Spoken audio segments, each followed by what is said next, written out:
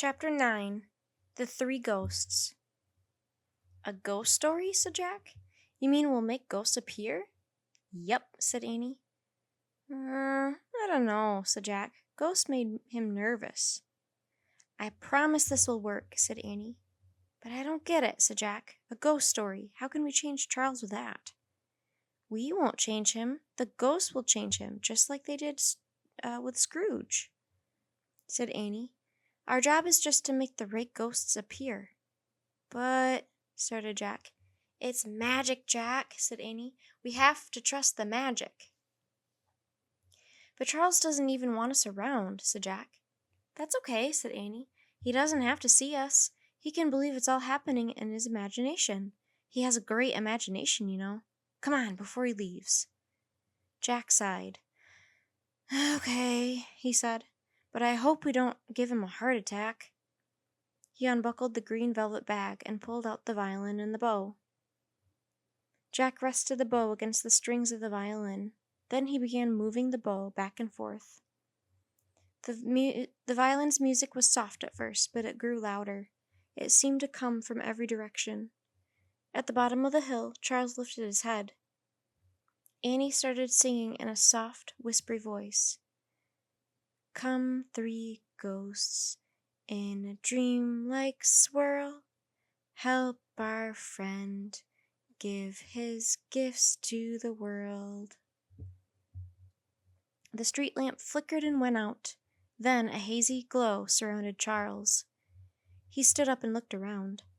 In the haze, a ghostly figure swirled into shape. Jack's heart pounded as he kept playing. Charles cried out and stumbled back. The ghost looked like both a child and an old man. He had long white hair, but there was not a wrinkle on his face. He wore a white tunic with a silver belt and carried a holly branch in his hand. Annie sang on. Do not fear him, Charles, stand fast. He's come to share a Christmas past. The ghost waved his hand and a scene slowly appeared in the glowing fog. A small, frail boy was lying on a heap of rags. Who are you, and why do you show me this poor child? Cried Charles. The boy rolled over and sat up. He had big eyes and wavy brown hair. Charles gasped. Oh my, he said. Is that me? The boy reached under the rags and pulled out a book. On the cover was a picture of a flying carpet. The boy opened the book and smiled. I remember that book. It is me, cried Charles. I loved to read the Arabian Nights. I felt as if I could ride on a flying magic carpet myself. Books gave me hope when I had no hope. But why do you show me this now? The ghost did not answer. He raised his pale hand in farewell. Wait, cried Charles. But the ghost faded into the haze, and the vision of young Charles Dickens faded with him. The glow still surrounded Charles. Jack's violin music swelled with deep tones. Annie sang on. Come to Charles, O second ghost. It's your turn now to be the host. The gaze became rose-colored. It swirled in the shape of a small cyclone. The funnel of vapor spun wider and wider until out from its center stepped a giant in a green robe. He had a bushy brown beard and wore a crown of icicles. He held a flaming torch high into the air. Who are you? What do you want with me? Cried Charles.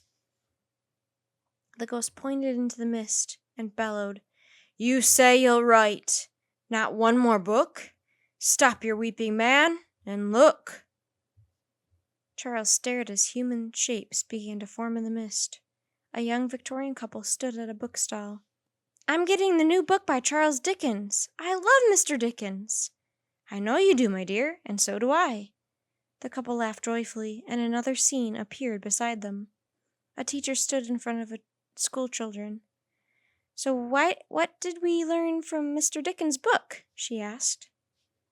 We learned to be more generous and kind, a small girl answered. Yes, the class shouted. As the children cheered, another scene took shape. Queen Victoria was sitting on her throne. I say, the Queen said to a lady in waiting, this Oliver Twist book is exceedingly interesting. Poor Oliver. I had no idea children in our kingdom live such dreadful lives. The Queen faded away, the couple faded away, and the teacher and the children. Everything faded away except the giant ghost. They were all speaking about my books, Charles said in a voice filled with wonder. The ghost boomed. Yet writing is nothing but paper and ink, a foolish task. Is that not what you think? Yes, no, yes, but, said Charles. The ghost shook his head sadly. Then he, too, vanished into the fog. Annie sang on. Think about all you've been shown by this ghost, and get ready to meet your last ghostly host. The rosy glow faded to an eerie silver light. The air grew very cold. Then, like a dark shadow, a third ghost silently appeared. This ghost wore a black cape with the hood pulled over its head. Charles raised his walking stick to protect himself. Jack trembled with cold and fear, but he kept playing the violin. The ghost glided slowly toward Charles. Who are you? What do you want? Charles cried. A scene swirled into view beside the ghost. A group of people stood in a graveyard. A young woman was weeping near a tombstone. Why do you show me this scene of grief? Asked Charles. The ghost pointed a bony finger at the tombstone. Charles lowered his walking stick and crept closer. He squinted at the writing of the tombstone. He gasped. It's my name, he cried. My name is on that stone. Poor Papa, the young woman said to the other mourners. How sad that he stopped writing when he was so young. So many beautiful words might have been written. So many wonderful characters might have lived. If only he'd given more stories to the world, he might have touched the hearts of millions. The woman broke into tears again. Stop! Stop! Cried Charles. I can't bear it! The scene began to fade. Wait! Charles shouted to the ghost. I've changed my mind. Tell her I will keep writing. Wait! But the ghost and the mourners and the tombstone had already disappeared into the fog. Charles Dickens stood alone in the cold silver light. Jack played one long, low note on the magic violin. Then there was silence.